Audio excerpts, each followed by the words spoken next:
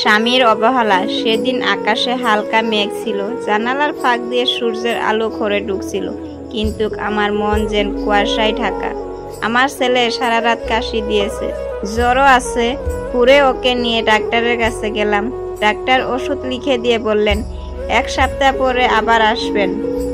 বাড়ি ফিরে আমি ভাবছিলাম স্বামী নিশ্চয় আমার কষ্ট বুঝবে, পাশে থাকবে, কিন্তু বরং সে বলল তুমি বরং 1 সপ্তাহের জন্য বাবার বাড়ি চলে যাও, ছেলে নিয়ে যাও। আমি অবাক হয়ে জিজ্ঞাসা করলাম কেন? সে হেসে বলল ছেলের যত্ন তোমার মা ভালোভাবে নিতে পারবে, তুমিও একটু বদল পাবা।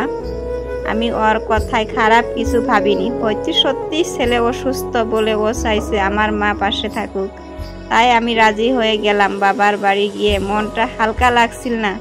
ভেবেছিলাম স্বামী ফোন করে জিজ্ঞেস করবে ছেলে কেমন আছে, কিন্তু পুরো দিন কেটে গেল, কোনো কল নেই। আমি ভাবলাম হয়তো ব্যস্ত আছে। রাতে আমি নিজেই ফোন করলাম, হ্যালো কেমন আছো? সে বলল ভালো। ছেলেকে মিস করছো তো? সে বলল হ্যাঁ। তারপর ওর চুপ কথা যেন টেনে আনতে হচ্ছে। মন খারাপ হয়ে গেল। আজও ওর কোনো ফোন নেই। আমি কল করলাম, কিন্তু মনে হচ্ছিল ও শুধু উত্তর দিচ্ছে, কথা বলার কোনো ইচ্ছে নেই। আমি মনের ভিতরে অদ্ভুত অস্থিরতা অনুভব করছিলাম। মা বলল তুমি বেশি ভাবছ, হয়তো ও কাজে ব্যস্ত। কিন্তু মায়ের কথা মনকে শান্ত করতে পারলাম না। আজ কল করতে ও বলল আমি ব্যস্ত আছি, পরে কথা বলবো। আমার বুকের ভিতর হাহাকার উঠল। আগে তো এমন করতো না। আমি জানি না ওই 7 দিনে কি বদলাচ্ছে আমার মধ্যে। মনে হচ্ছে দূরত্বটা শুধু শারীরিক নয়, মনের ভিতরও এক অদৃশ্য দেওয়াল উঠে গেছে। ছেলেকে দেখে মনে হচ্ছিল ও বাবাকে খুঁজছে। আমি জোর করে হাসি দিয়ে বললাম বাবা কাজে গেছে। কিন্তু আমার নিজের মনে প্রশ্ন, ও কি সত্যি শুধু কাজে আছে? রাত 9টার দিকে শাশুড়ি ফোন করলেন, তুমি কালকে বাড়ি চলে আসো। আমি অবাক হয়ে জিজ্ঞাসা করলাম কি হয়েছে? তিনি বললেন তুমি আসো, তারপর বলবো। তার কণ্ঠে এমন কিছু ছিল যে আমার বুক কাঁপিয়ে দিল।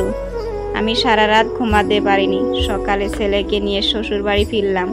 স্বামী দরজায় দাঁড়িয়েছিল, কিন্তু চোখে কোনো উষ্ণতা নেই। আমি ভিতরে ঢুকে এক অদ্ভুত ঠান্ডা পরিবেশ অনুভব করলাম।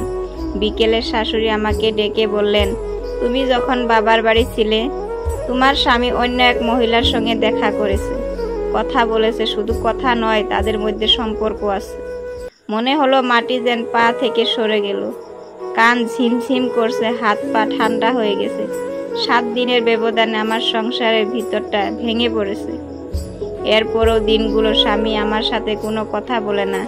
ভোর 5টায় বেরিয়ে যায়, রাত 10টায় ফিরে আসে। চোখে চোখ রাখে না, যেন আমি তার জীবনে নেই। ছেলের দিকে তাকিয়ে বুকটা ভেঙে যায়। ও বাবাকে ডাকতে চাই, কিন্তু বাবা যেন অন্য জগতের মানুষ। আমার ভিতরের লড়াই। অনেক সময় ভাবি, চিৎকার করে জিজ্ঞাসা করি কেন করেছো এমন, কিন্তু মুখ খুলতে পারি না, কারণ আমি জানি আমার ছেলে এখনো ছোট। তার বাবা মা দুজনেরই প্রয়োজন। রাতের বেলা সবার ঘুমিয়ে গেলে আমি চুপচাপ জানালার পাশে বসে থাকি।